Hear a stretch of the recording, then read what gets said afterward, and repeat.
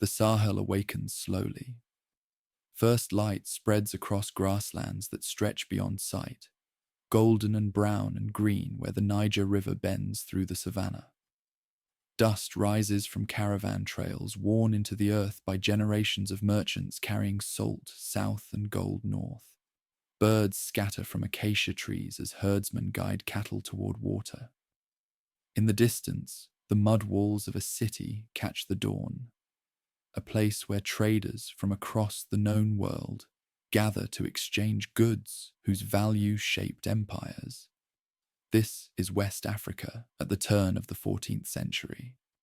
This is the land that produced the richest human being who ever lived. Musa was born around 1280 into the Keita clan, the royal lineage that had ruled the Mali Empire since its founding half a century earlier. He was not born to be king. The line of succession ran through others, sons and brothers and cousins whose claims preceded his own.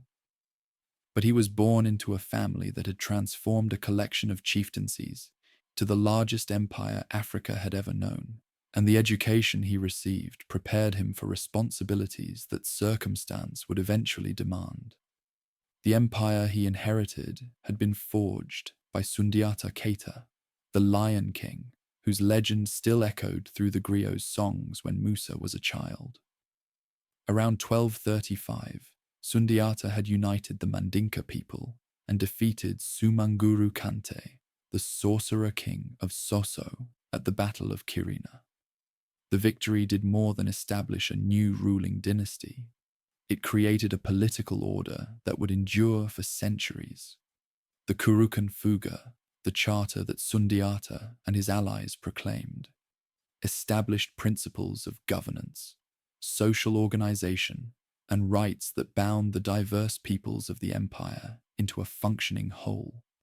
Griots memorized its provisions and transmitted them across generations, ensuring that the laws of Mali lived in human memory rather than written documents alone.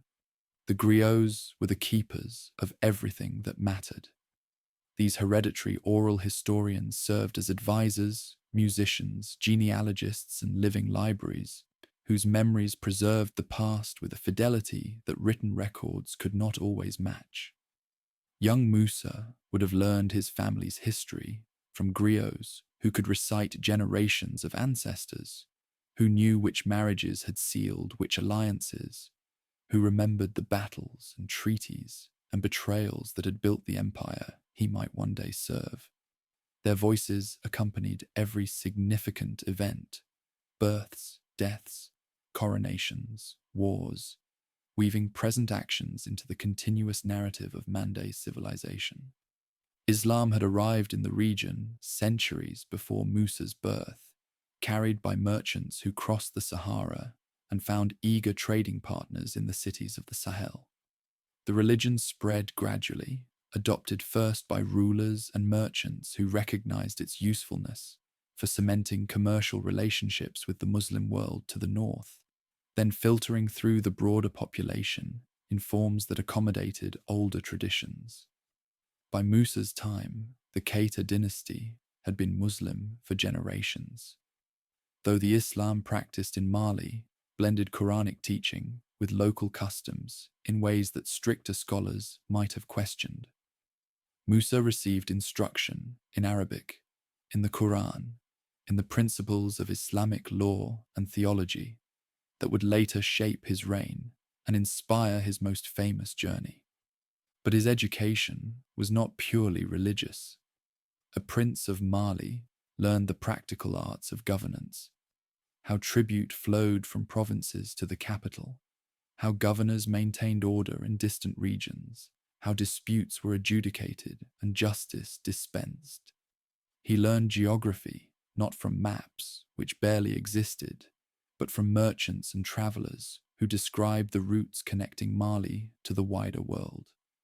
He learned which cities controlled which trade goods, which deserts had to be crossed to reach which markets, which rulers could be trusted and which required careful watching. Above all, he learned about gold.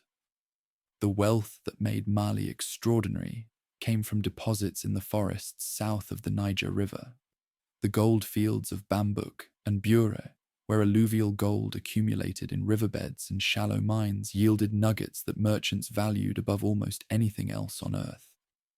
The gold belonged technically to the Mansa, the emperor, though in practice a complex system of tribute and trade distributed it through networks that reached across the Sahara to North Africa, across the Mediterranean to Europe, and eastward toward Egypt and beyond. Mali did not merely possess gold. Mali controlled the supply of gold upon which much of the Old World's economy depended. Salt completed the equation. The mines of Tagaza, deep in the Sahara, produced slabs of salt so valuable that they served as currency throughout the region. In the southern forests, where salt was scarce and gold abundant, merchants exchanged the two commodities weight for weight. A pound of salt for a pound of gold. The trans-Saharan caravans that connected these complementary resources generated profits that funded empires and attracted traders from thousands of miles away. Controlling the routes along which this exchange occurred meant controlling wealth beyond the imagination of European monarchs who possessed neither the gold nor the trade networks that Mali commanded. The empire Musa grew up in stretched across territories that modern maps would divide among a dozen nations. From the Atlantic coast to the bend of the Niger, from the edges of the Sahara to the forests of the south, Mali's authority extended through a system of provinces governed by appointed officials who collected tribute, maintained order, and ensured that trade flowed without disruption. The system required capable administrators, loyal governors, and a central authority strong enough to punish defiance while flexible enough to accommodate local customs. It required, in short, exactly the skills that a prince's education was designed to develop. Musa's path to the throne was neither direct nor certain. He served in the court, accumulated experience, and waited while others ruled. The Mansa, when Musa came of age, was Abubakari II, a ruler whose ambitions extended beyond the lands his ancestors had conquered. Abubakari became fascinated by the ocean that bordered Mali's western territories, the Atlantic, whose far shore no one in his court had seen or could describe. He wondered what lay beyond the horizon, whether ships might sail west and discover lands unknown to the scholars of Cairo or Baghdad. Around 1311, Abubakari assembled a fleet to explore the limits of the ocean. The expedition reportedly comprised 200 ships carrying men, supplies, and the emperor's curiosity about a world that might exist beyond the waves. Only one ship returned, its captain reporting that the others had been swept away by a current in mid-ocean and never seen again. Abubakari was not satisfied. He ordered a second expedition, 2,000 ships this time, according to later accounts, and announced that he would lead it personally. He appointed Musa as his deputy, the man who would govern Mali in his absence, and sailed west into waters from which neither he nor any of his companions ever returned. The fate of Abubakari II remains one of history's unsolved mysteries. Some scholars suggest his fleet reached the Americas nearly 2 centuries before Columbus. Others argue that the ships simply perished in the Atlantic's vastness, their crews drowned, their ambitions swallowed by an ocean that cared nothing for emperors or empires. What is certain is that Abubakari never came back, and after sufficient time had passed for hope to become acceptance, the man he had left behind became the man who ruled. Musa was perhaps 30 years old when he became Mansa, old enough to have absorbed the education and experience his position required, young enough to anticipate a long reign in which to apply them. He had not sought the throne through violence or conspiracy. It had come to him through the disappearance of a predecessor whose curiosity had exceeded his caution. The empire he inherited was stable, wealthy, and strategically positioned at the center of trade routes that connected sub-Saharan Africa to the Mediterranean world and beyond. He could not have known that he would transform it into something that would astonish the world for centuries to come. He could not have anticipated that his name would spread from the markets of Cairo to the courts of Europe, that cartographers who had never seen Africa would draw his image on maps, that scholars 700 years later would calculate his wealth and declare him the richest person in human history. All of that lay ahead, invisible from the vantage point of a new ruler taking stock of his responsibilities. For now, there was only an empire to govern, a faith to honor, and a duty to fulfill. The Mansa who would change history had taken his throne. The reign of Mansa Musa had begun. The ceremonies that marked his coronation wove together traditions older than Islam and practices the Prophet himself would have recognized. Musa received the sacred symbols of Mandinka kingship, objects whose power derived from generations of accumulated meaning rather than intrinsic value. He sat upon the throne that Sundiata had established, in a palace where griots recited the genealogies connecting the new Mansa to the founder whose victories had made everything possible. And he submitted to Allah, prostrating in prayer as a Muslim ruler, assuming authority over a Muslim empire. However, many of his subjects still honored spirits their ancestors had worshipped since before the Arabs brought their faith across the desert. The title he claimed, Mansa, meant more than king.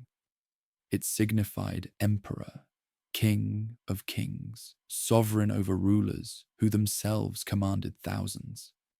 The governors who administered Mali's provinces held authority that would have made them powerful monarchs in smaller realms. They collected tribute, dispensed justice, commanded soldiers, and managed the trade that flowed through their territories. But they answered to the Mansa, traveled to his court to demonstrate loyalty, and understood that their positions depended on his continued favor.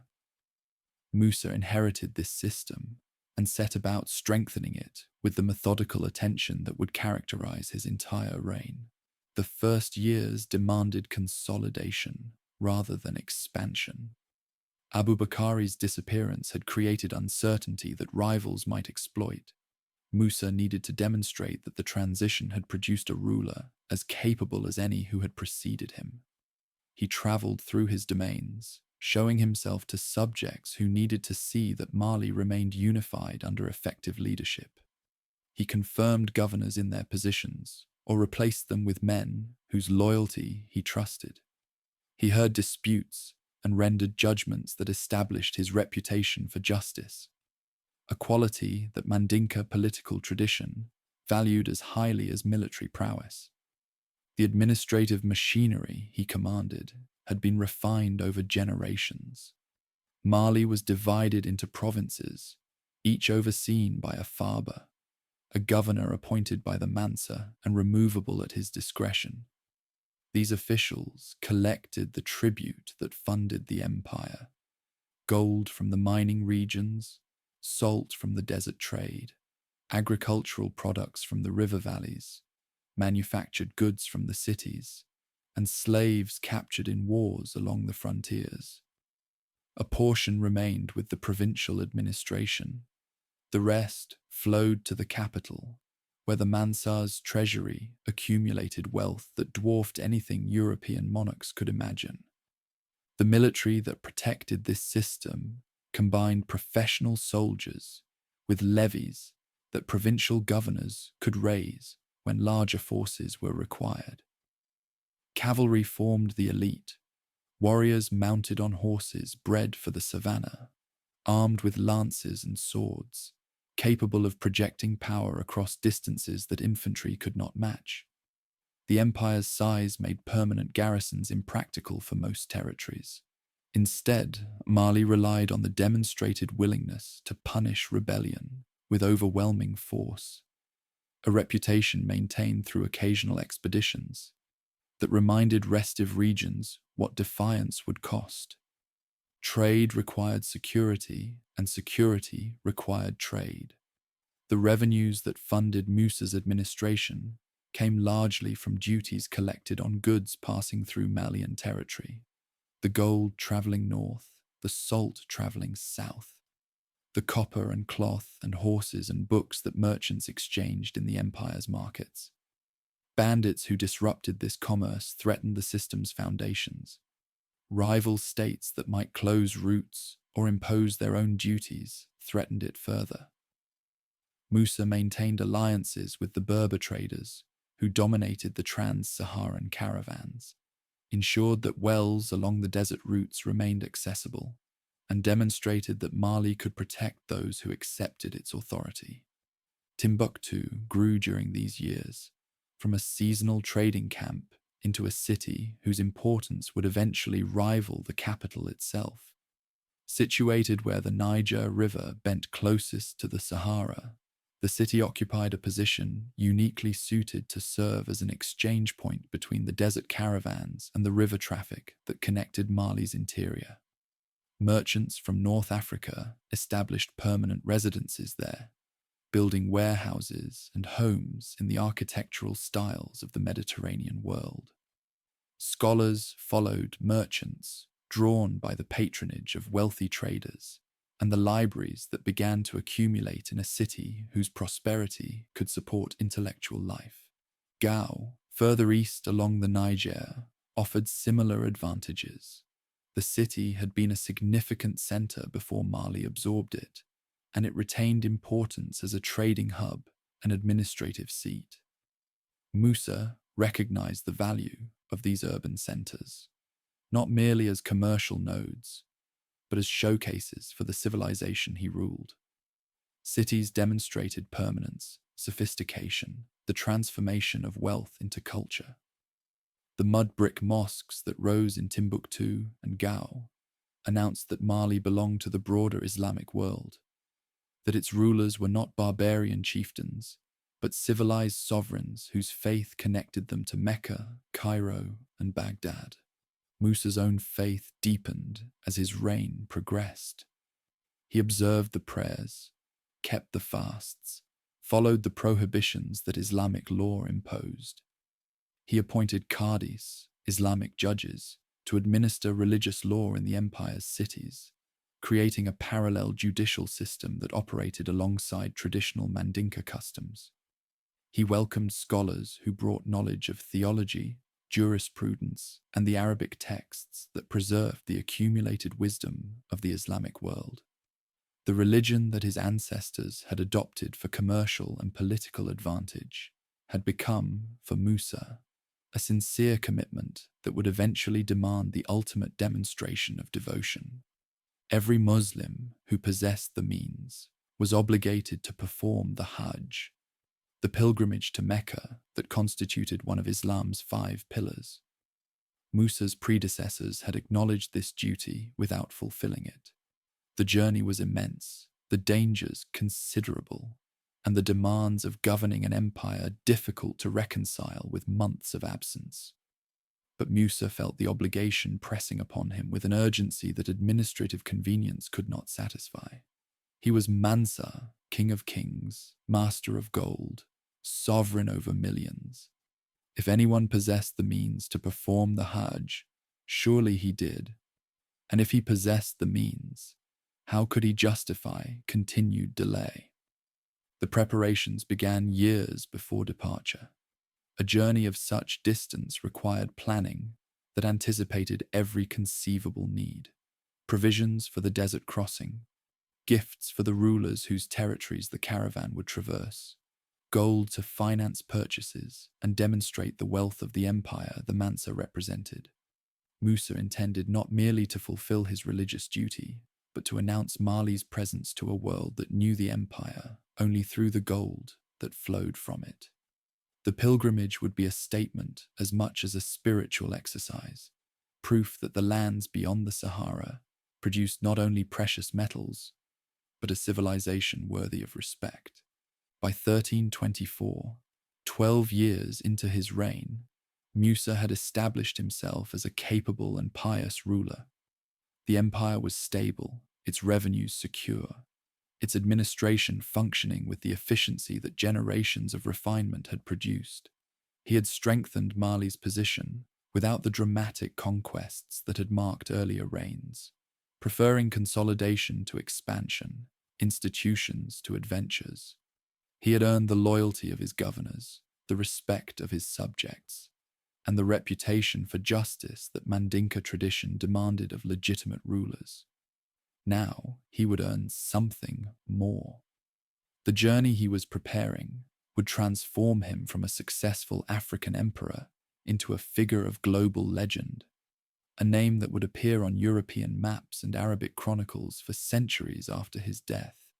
He could not have known, as the caravans assembled and the provisions accumulated, that he was about to reshape how the world understood wealth, generosity, and the civilization that the Sahara had hidden from foreign eyes. The Mansa was going to Mecca, and history was about to take notice.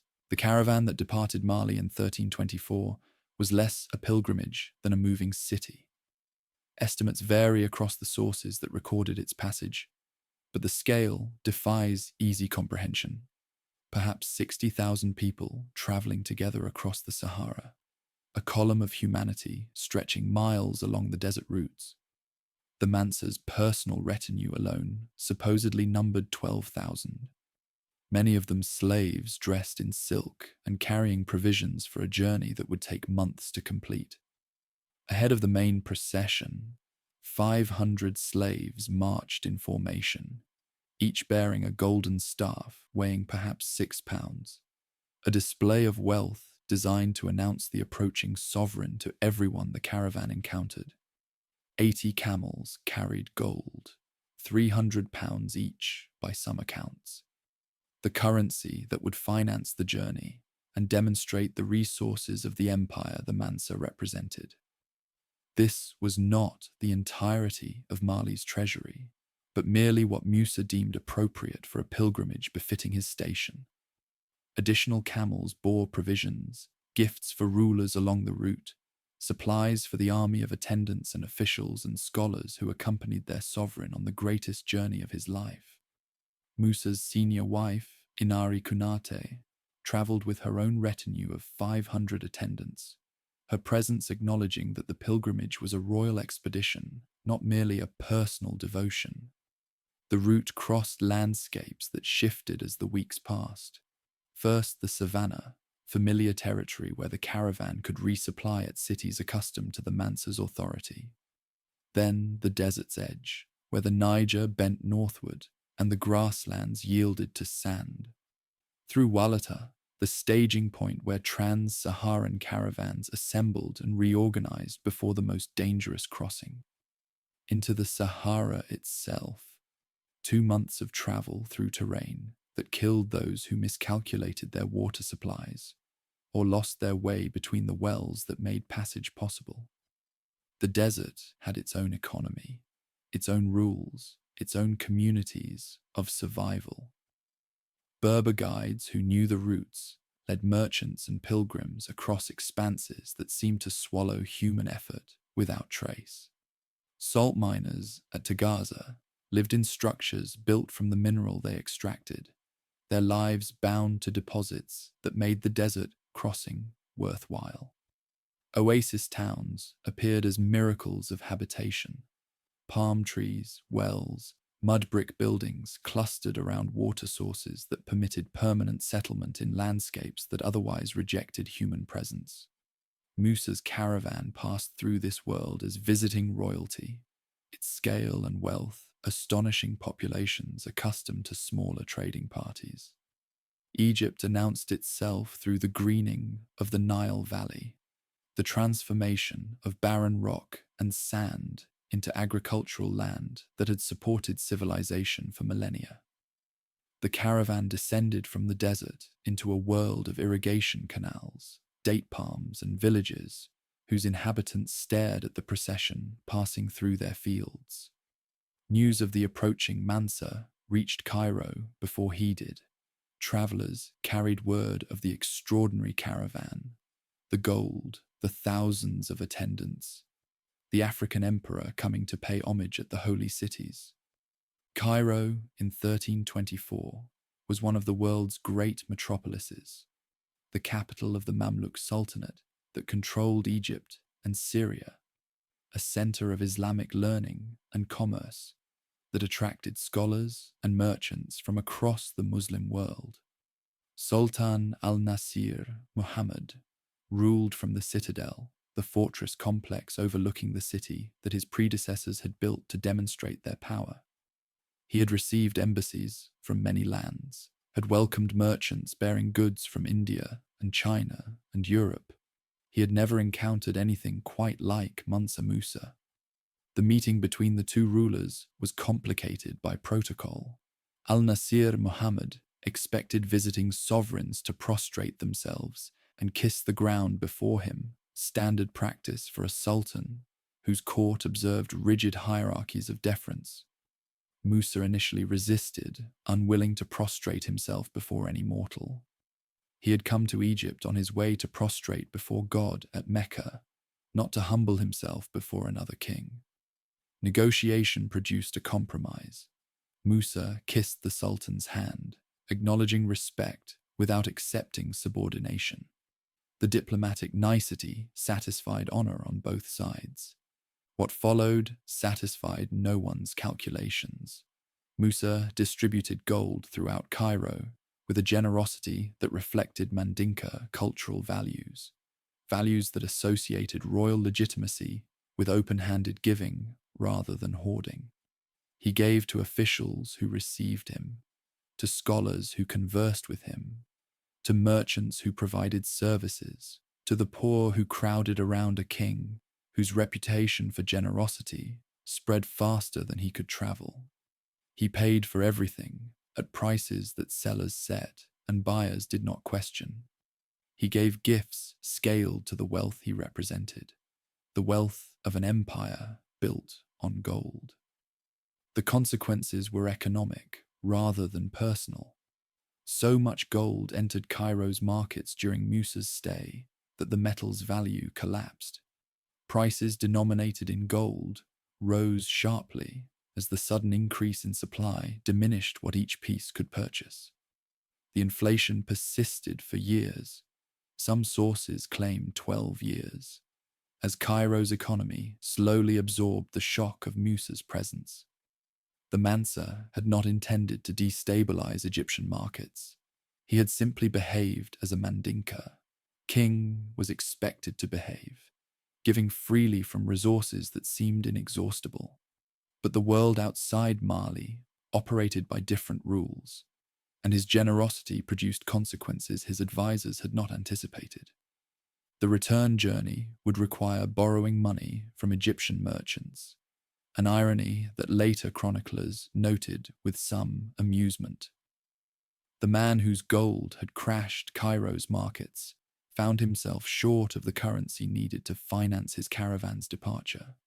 He borrowed at interest, repaid the loans after returning to Mali, and apparently considered the transaction a normal part of the expedition's complexity rather than a humiliation.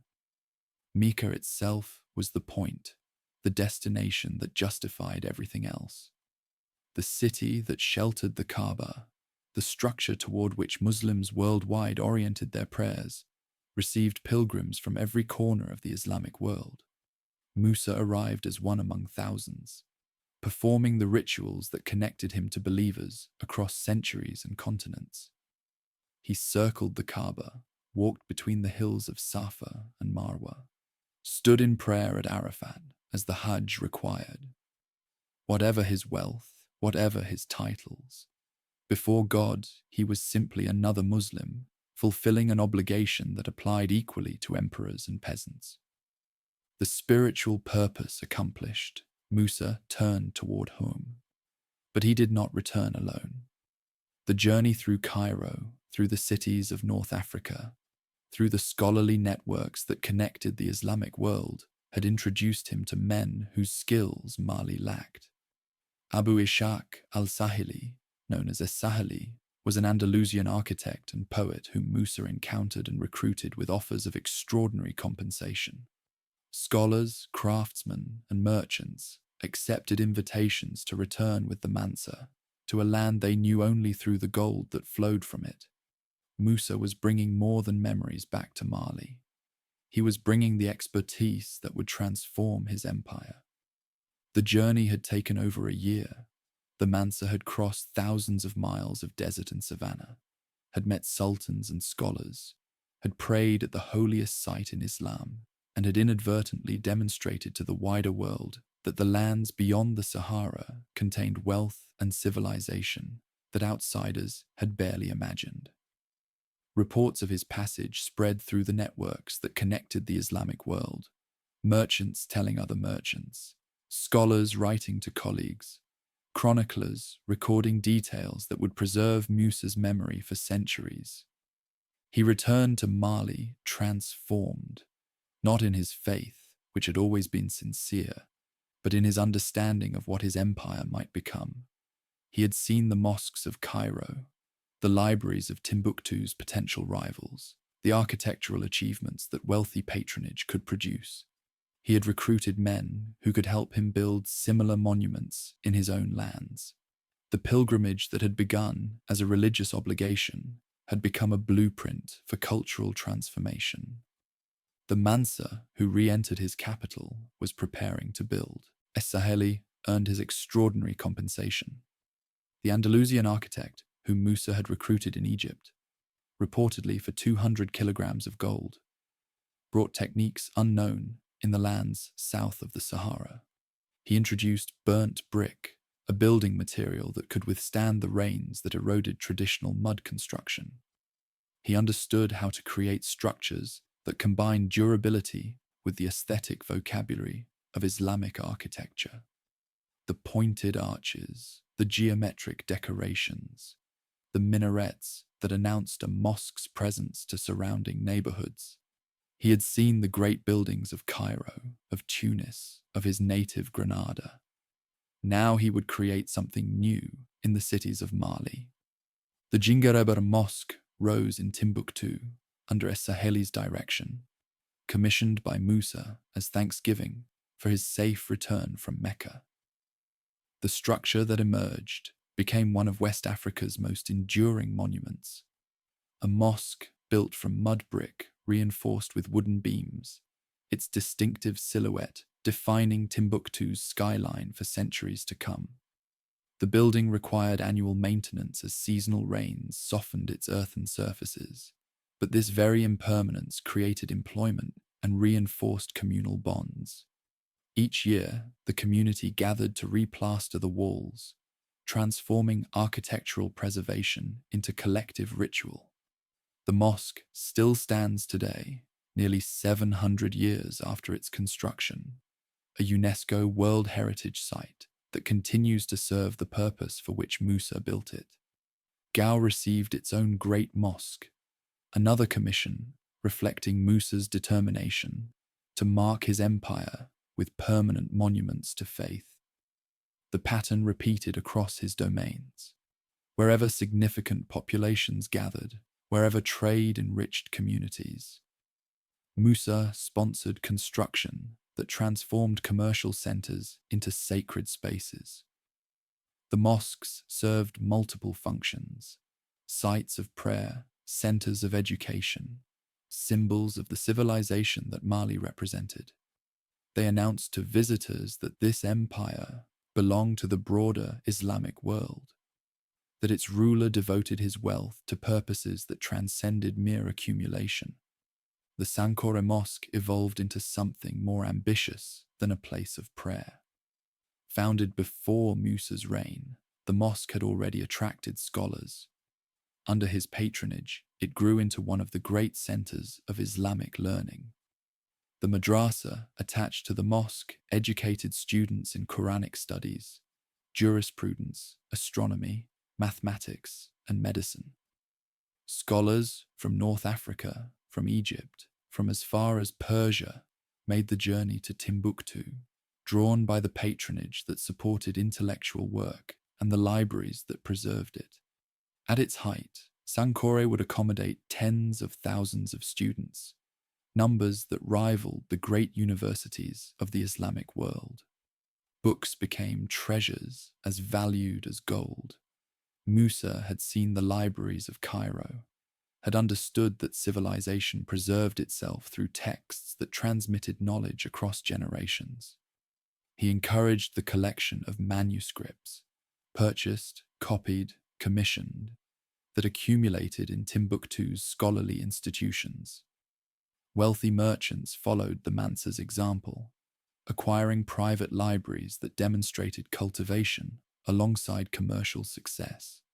The manuscripts covered every subject that Islamic scholarship addressed: theology and law, of course, but also history, poetry, medicine, astronomy, and the practical sciences that educated men were expected to master. A trade in books developed alongside the trade in salt and gold, scribes producing copies that spread through networks connecting Timbuktu to the wider Islamic world. The architecture that Es-Saheli introduced reflected a broader transformation in how Mali presented itself. Cities that had grown organically around markets and river crossings began to acquire planned elements: streets that aligned with mosques, public spaces that facilitated gatherings, walls that defined urban boundaries. The mud brick construction that characterized the region adapted to accommodate new forms: houses with interior courtyards that provided privacy and shade, buildings whose facades displayed geometric patterns that identified their owners' sophistication.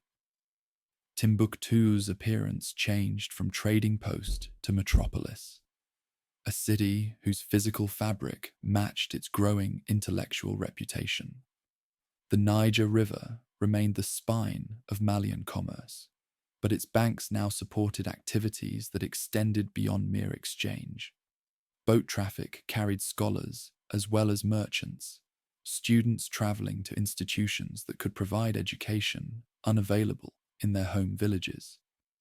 The river connected the empire's cultural centers: Timbuktu, Gao, Djenné, creating a network of intellectual exchange that paralleled the commercial networks carrying gold and salt. A young man seeking advanced education could travel by water to schools whose reputations had spread across the Islamic world, could study with teachers whose knowledge derived from traditions stretching back to the Prophet's companions.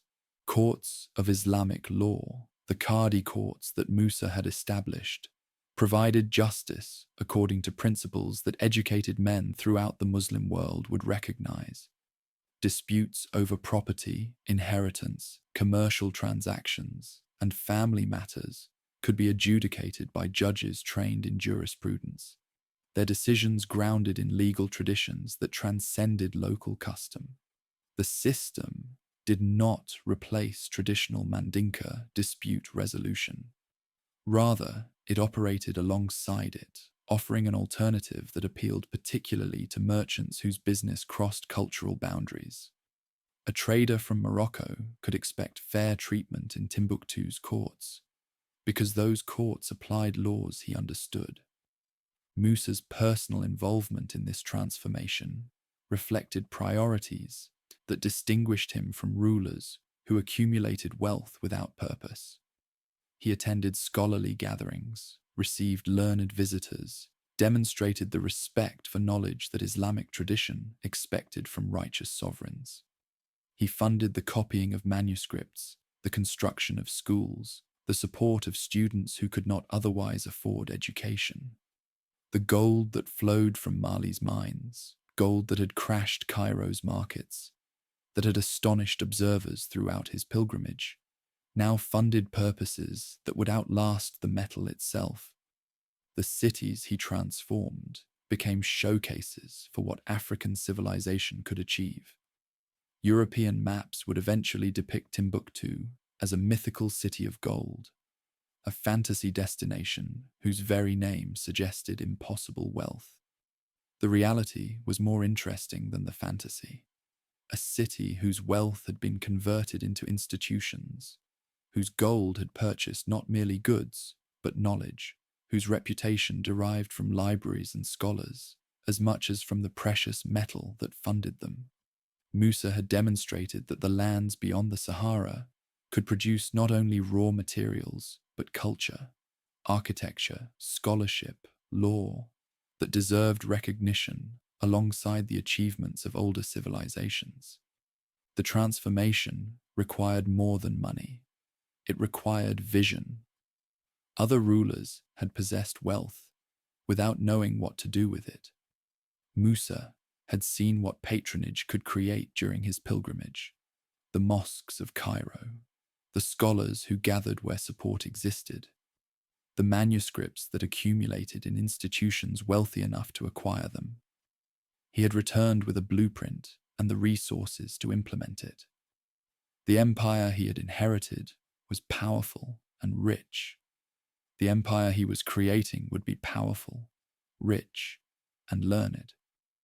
By the mid-1330s, the results were visible throughout his domains. Timbuktu had become a destination for scholars, a city whose intellectual reputation extended across the Islamic world. The mosques that Es-Saheli had designed dominated urban skylines, their minarets calling the faithful to prayers conducted in Arabic by imams trained in the same traditions as their counterparts in Mecca or Damascus. Libraries preserved texts that students traveled hundreds of miles to consult. The courts dispensed justice according to principles that connected Mali to the broader community of Islamic civilization. The golden age that later historians would associate with Musa's name was not merely a period of wealth. It was a period of conscious investment in the institutions that transform wealth into civilization: education, architecture, law, the preservation and transmission of knowledge. The Mansa had understood what many rulers never grasp: that gold was a means rather than an end, that true greatness required converting material resources into achievements that would endure after the gold itself had dispersed. Mali had become more than an empire. It had become a civilization whose influence would outlast its political power by centuries. The Mali that Musa ruled at the height of his power stretched across territories that modern maps would divide among a dozen nations. From the Atlantic coast, where the Senegal River met the sea, eastward along the Niger's Great Bend to the trading city of Gao, northward into the Saharan fringes where salt caravans assembled, southward toward the gold-bearing forests that funded everything. The empire encompassed perhaps 400,000 square miles. Within these boundaries lived populations that later scholars have estimated at 20 million people, speaking dozens of languages, practicing variations of Islam, alongside older traditions, united by their subjection to a single sovereign, whose authority derived from Sundiata's conquests and his own careful stewardship. The gold that flowed from this empire may have constituted half of the Old World's supply. The mines of Bambuk and Bure produced alluvial gold that merchants carried north along routes the empire controlled, exchanging it for the salt, copper, textiles, and manufactured goods that trans-Saharan trade provided. European coins minted in the 14th century contained West African gold that had traveled through Malian hands before crossing the Mediterranean. The wealth that had astonished Cairo during Musa's pilgrimage represented not a finite treasure, but a continuous flow, revenue that renewed itself annually as miners extracted ore and merchants completed their circuits. Governing such an expanse required systems more sophisticated than personal authority could sustain. Musa administered his domains through a hierarchy of officials whose positions balanced central appointment against local legitimacy. The Farbas, who governed major provinces, answered directly to the Mansa, but they often came from families with traditional claims to leadership in their regions, men whose authority derived from both royal commission and inherited status. This dual legitimacy created stability. Governors could not easily be replaced, but neither could they easily rebel against a sovereign who had confirmed their positions and could withdraw that confirmation. Tribute flowed through these provincial governors toward the capital. Gold dust, salt bars, agricultural produce, slaves captured in frontier wars, and manufactured goods moved along administrative channels that converted local wealth into central revenue. The system was not extraction alone. It provided services in return. The Mansa maintained security along trade routes, adjudicated disputes between provinces, and provided military support when external threats required coordinated response. The relationship between center and periphery resembled a contract more than simple domination. Obligations flowing in both directions, each party dependent on the other's continued cooperation. Marriage alliances reinforced political bonds. Musa and his predecessors had woven the empire's leading families into networks of kinship that made rebellion a family matter rather than merely a political calculation. A governor whose daughter had married into the royal line, whose son had wed a princess from the capital, whose cousins held positions throughout the administration, faced complications that purely appointed officials would not encounter. Disloyalty meant betraying relatives, disrupting marriages, severing connections that might take generations to rebuild. The web of kinship that Mandinka society valued became an instrument of imperial cohesion. Relations with the world beyond Mali's borders reflected the empire's commercial importance. The Marinid dynasty that ruled Morocco, the Hafsids of Tunisia, the Mamluk sultans of Egypt, all maintained diplomatic contact with a sovereign whose gold their merchants sought and whose markets their traders supplied. Ambassadors traveled the trans-Saharan routes, carrying messages between courts, negotiating terms that protected commerce and prevented conflicts that might disrupt profitable exchange. Musa's pilgrimage had established his personal reputation in these foreign capitals. The ongoing relationships reflected Mali's structural importance to economies that depended on its resources. The salt-gold exchange that drove this commerce operated through mechanisms that protected both producers and consumers. Gold miners in the southern forests never met the salt merchants from the north directly. Instead, a system of silent trade allowed exchange without contact. Salt would be deposited at designated locations. Gold would be left in payment. Each party would collect what the other had provided. The arrangement prevented either side from discovering the other's sources. The location of gold deposits remained secret from northern merchants, while salt caravans' routes stayed unknown to southern traders. The mystery that surrounded the gold's origins only enhanced its value and Mali's mystique. Musa's leadership style combined the piety that his pilgrimage had demonstrated with the practical discipline that effective governance required. He rose early for morning prayers, attended to state business through the day's heat, and received petitioners with a patience that even critical observers acknowledged.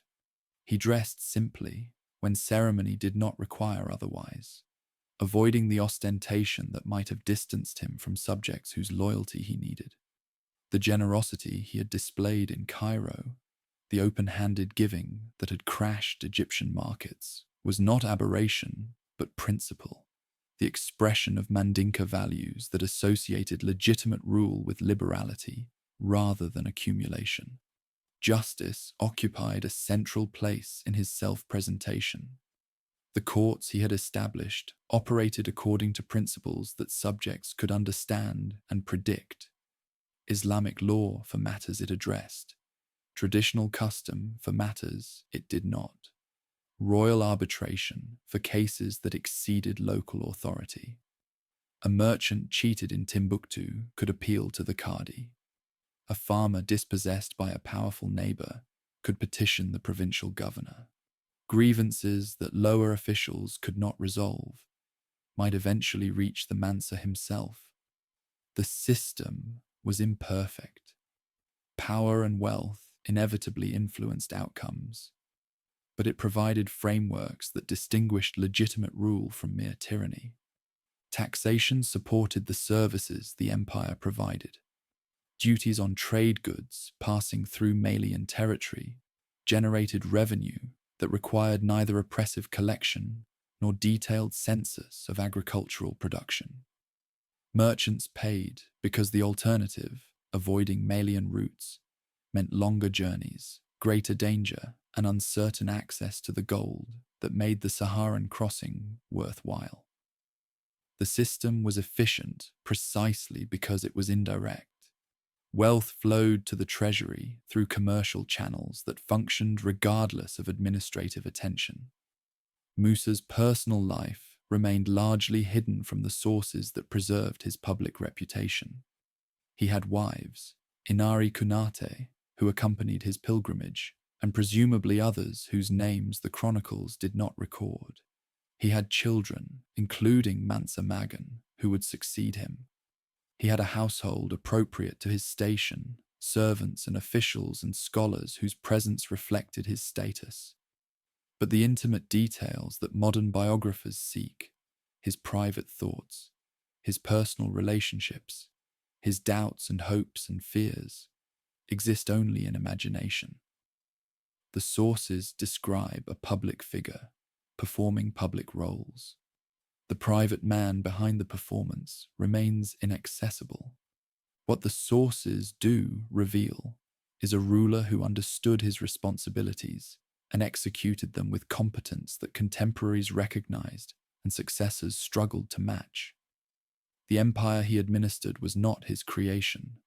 Sundiata and the Mansas who followed had built the structures Musa maintained. But maintaining was itself an achievement. Empires that lack capable administrators fracture. Systems that lack careful attention decay. Musa preserved what he had inherited and enhanced it with the cultural investments his pilgrimage had inspired. The combination of maintenance and innovation produced the golden age that later generations would associate with his name. By the mid-1330s, Musa had reigned for over 2 decades.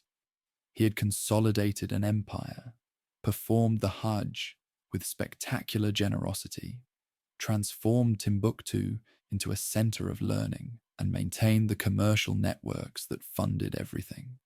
His reputation extended from the forests where gold originated to the courts of North Africa and the counting houses of Mediterranean merchants.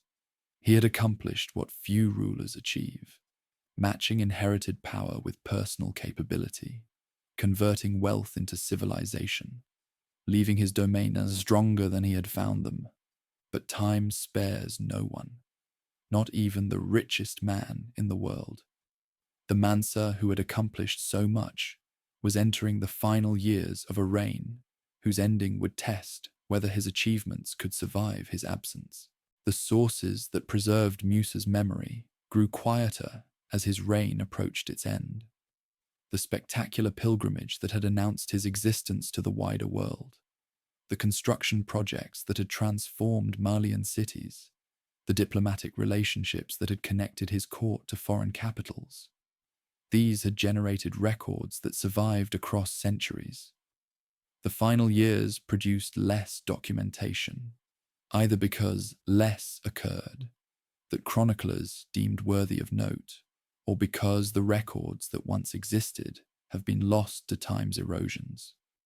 What seems clear is that Musa withdrew somewhat from the public visibility that had characterized his earlier reign. The great projects were largely complete. The institutions he had founded were functioning. The administrators he had trained were managing the empire's daily business. A ruler who had accomplished what Musa accomplished might reasonably conclude that his presence was less essential than it had once been, that the systems he had built could operate without his constant attention, that the subordinates he had cultivated could handle responsibilities he had previously reserved for himself.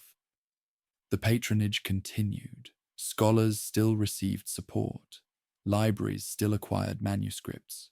Mosques still maintained the worship that justified their construction. Timbuktu's intellectual community had developed its own momentum, attracting students and teachers whose presence no longer required royal invitation. The infrastructure of learning that Musa had funded had become self-sustaining. Wealthy merchants emulated royal example, endowing institutions that served their cities and enhanced their reputations. The Mansa had demonstrated what patronage could achieve. Others had learned the lesson. The empire's stability during these years reflected both the strength of its institutions and the absence of serious external challenges. The Saharan trade routes remained secure. The gold continued flowing. The tribute systems continued functioning. Provincial governors administered their territories without the rebellions that might have demanded military response. The equilibrium that Musa had maintained through 2 decades of careful management persisted through years when his personal involvement apparently diminished. But equilibrium in such systems is fragile. The structures that functioned smoothly under capable leadership could fracture when that leadership faltered. Musa had governed through a combination of personal authority and institutional arrangement. Remove the personal authority, and the institutions might prove insufficient. The governors who had remained loyal to a Mansa they respected and feared might calculate differently under a successor whose capabilities remained unproven. The merchants who had trusted Malian security might seek alternative routes if that security wavered.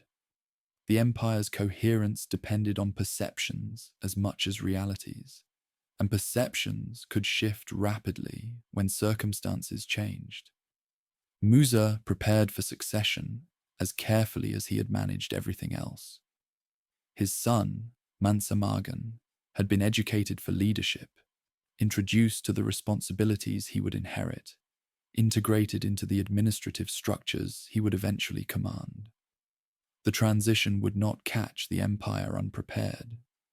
The heir was known, his position established, his authority legitimized by his father's explicit designation.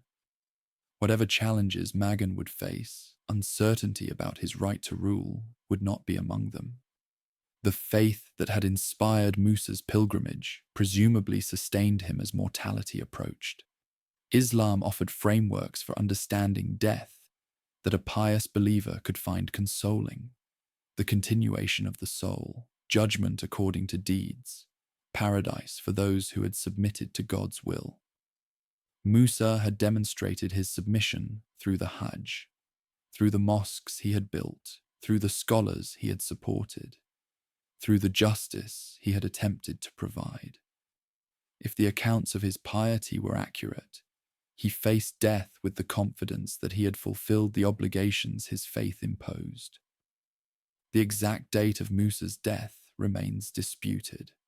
Some sources place it around 1332. Others extend his reign to 1337. The uncertainty itself reveals something about the limits of the documentation that preserved his memory. The chroniclers who recorded his pilgrimage had witnessed extraordinary events that demanded description. The chroniclers who might have recorded his death were further from the events, dependent on reports that travelled slowly across the Sahara and arrived with details already blurred. 25 years of reign, perhaps a few more. The precision that modern historians desire was not a priority for medieval record keepers whose interests lay elsewhere. What the sources agree upon is that Musa died having reigned longer and accomplished more than most rulers in any era could claim. He had inherited an empire and strengthened it. He had performed the Hajj with a magnificence that reshaped how the world understood African wealth. He had transformed trading cities into intellectual centers whose reputations outlasted his dynasty. He had maintained peace, administered justice, and converted gold into achievements that transcended mere accumulation. The death itself, when it came, was apparently peaceful. No assassination, no battlefield defeat, no dramatic catastrophe. The richest man in history died as most people die, his body failing, his breath ceasing, his consciousness departing through whatever process separates the living from the dead. The empire continued. The sun rose the following morning. The merchants resumed their journeys. The scholars returned to their manuscripts. Musa's absence created challenges his successors would have to address, but it did not immediately shatter the structures he had built. Mansa assumed the throne his father had prepared for him. The transition proceeded without the violence that succession often produced in kingdoms where legitimacy was contested. Magan was recognized, obeyed, installed in authority with whatever ceremonies Mandinka tradition prescribed. The system had worked as Musa had designed it to work, capable leadership producing an orderly transfer of power to a designated heir. But Magan was not Musa. No one was. The combination of capability, piety, and vision that had characterized the father's reign would prove difficult for the son to replicate. The empire that Musa had left in excellent condition would begin to fray under successors who lacked his gifts. The golden age would continue for a time. Institutions have momentum, and the achievements of great rulers do not vanish overnight. But the trajectory would bend, gradually at first, then more sharply, as the qualities that had made Musa exceptional proved to be personal rather than institutional. The Mansa was dead. The legend was about to begin. Mali endured after Musa, but it did not flourish. Mansa ruled for approximately 4 years before his own death, a reign too brief to establish the authority his father had cultivated over decades. The successors who followed, Musa's brother Suleiman, then a series of rulers whose genealogies the sources sometimes contradict, maintained the empire's structure without matching its founders' achievements. The institutions Musa had built continued functioning, but the personal qualities that had animated them were gone. The decline was gradual rather than catastrophic. For another century, Mali remained a significant power, its gold still flowing northward, its cities still attracting merchants, its name still commanding respect in foreign capitals. But the territory contracted as peripheral regions asserted independence, as tributary states calculated that the risks of defiance had diminished, as the governors whose loyalty Musa had secured reconsidered their allegiances under less capable sovereigns. The empire that had stretched from the Atlantic to beyond the Niger's bend shrank toward its Mandinka heartland, its authority fading in regions where it had once been absolute.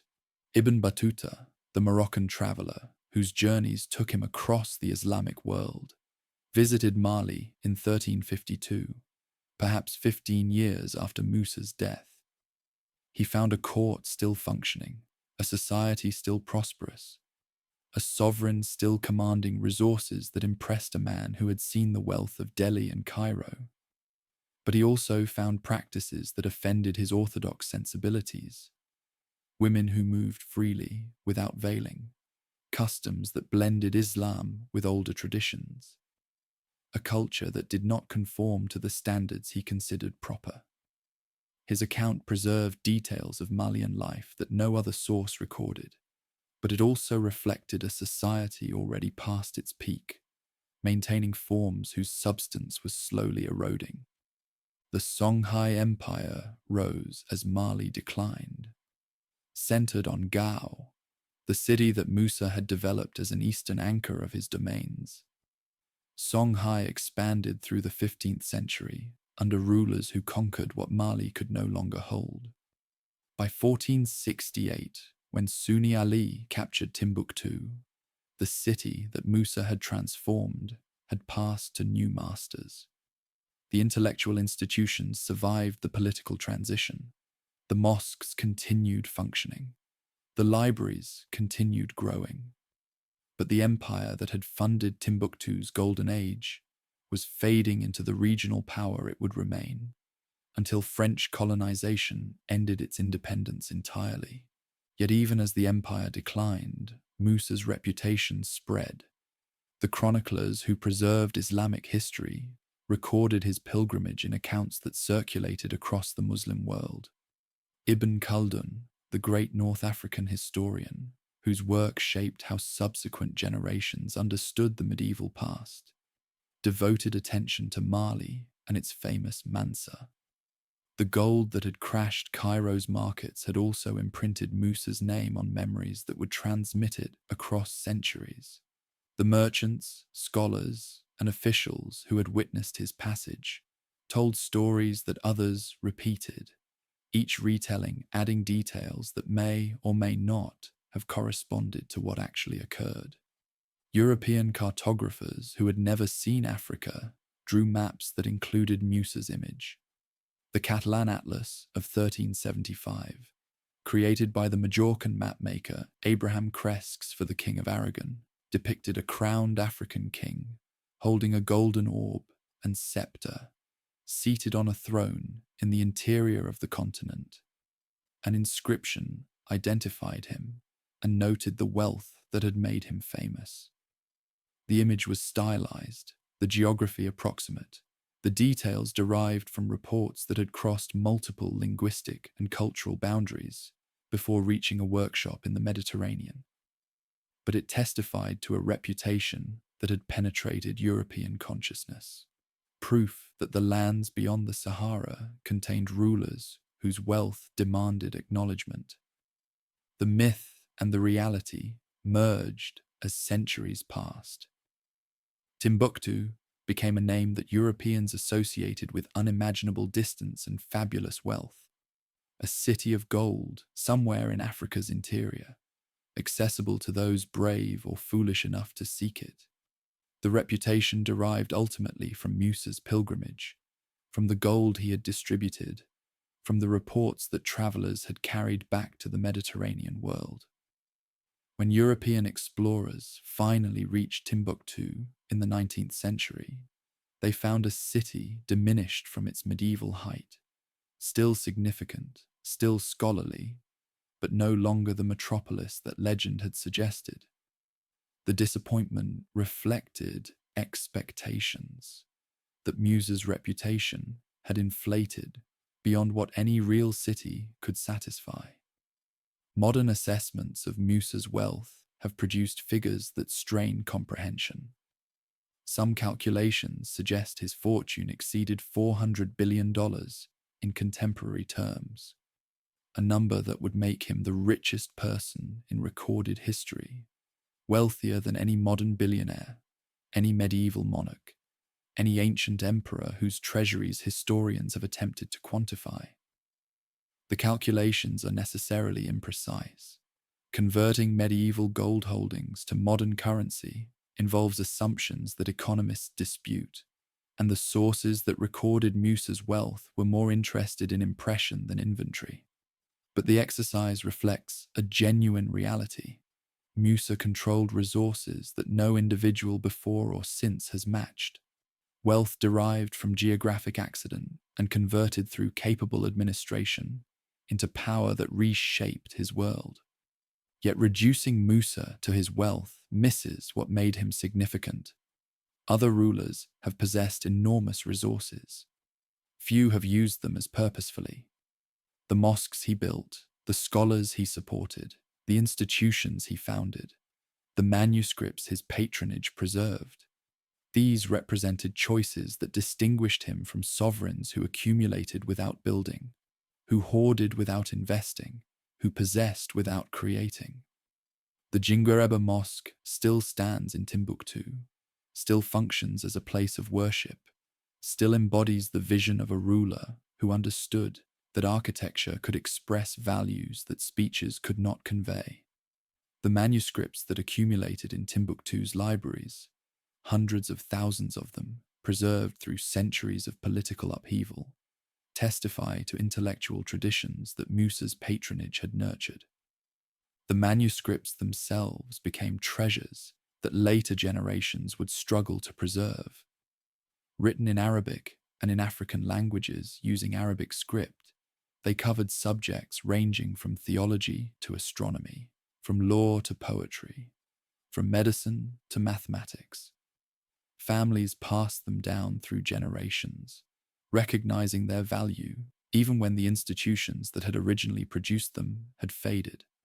In recent decades, international efforts have worked to catalogue, digitize, and conserve collections that represent one of Africa's greatest intellectual inheritances, a heritage that traces back, in significant part, to the patronage that Musa had modelled and his successors had continued.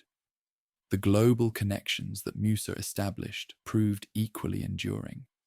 His pilgrimage had demonstrated that the lands beyond the Sahara were not isolated backwaters, but participants in the networks that connected the Islamic world. The scholars who travelled to Timbuktu, the merchants who traded in its markets, the diplomatic relationships that linked Mali to North African and Egyptian courts, all reflected integration into broader systems of exchange that Musa's reign had strengthened. The gold that flowed from West African mines had always connected the region to distant economies.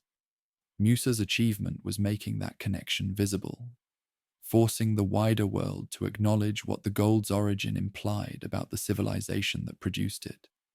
History has remembered him as the richest man who ever lived, and the title is probably accurate, but it captures only part of what his life represented.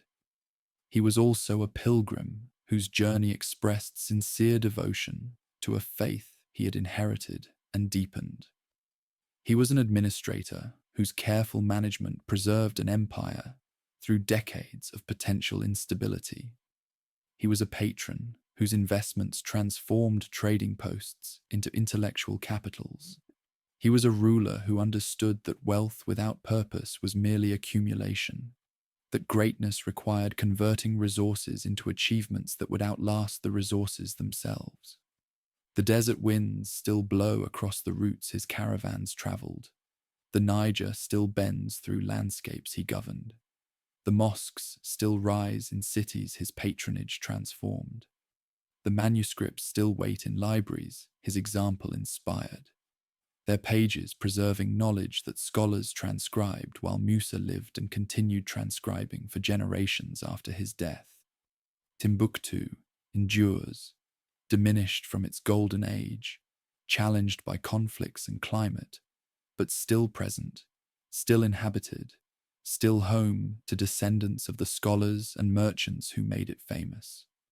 The city that Musa built has outlasted the empire that funded it, has survived transitions of power that erased the political structures surrounding it, has maintained continuity through centuries that transformed everything else about the region. The name that once signified unimaginable wealth now signifies something more complex. A reminder that Africa produced civilizations whose achievements deserve recognition alongside those of any other continent. The caravans no longer cross the Sahara in the numbers that once made the journey profitable. The gold that funded Musa's empire now flows through different channels, extracted by different methods, traded in markets he could not have imagined. The world that his pilgrimage astonished has been transformed by technologies and connections that would have seemed miraculous to medieval observers. But the questions his life raises remain relevant. What should wealth accomplish? What do the powerful owe to the societies they govern? How should civilizations be judged? By the resources they control, or by what they create with those resources? Mansa Musa answered those questions through his choices. He built mosques that still shelter worshippers. He founded institutions that still preserve knowledge. He demonstrated that the lands beyond the Sahara could produce not only gold, but scholarship, not only wealth, but wisdom, not only power, but civilization worthy of the name. The richest man in history left monuments that cannot be measured in currency. The libraries stand quiet in Timbuktu, their manuscripts waiting for readers who will continue work that began 7 centuries ago. The minarets rise above mud brick walls, calling the faithful to prayers that have not ceased since Musa's builders completed their commissions. The legend persists in memories that span continents, in maps that preserve his image, in calculations that attempt to quantify what he possessed. The gold is long dispersed. The empire is long fallen. The man himself is long dead, buried in a grave whose location no source recorded. But the civilization he built endures, and that, perhaps, is wealth that matters.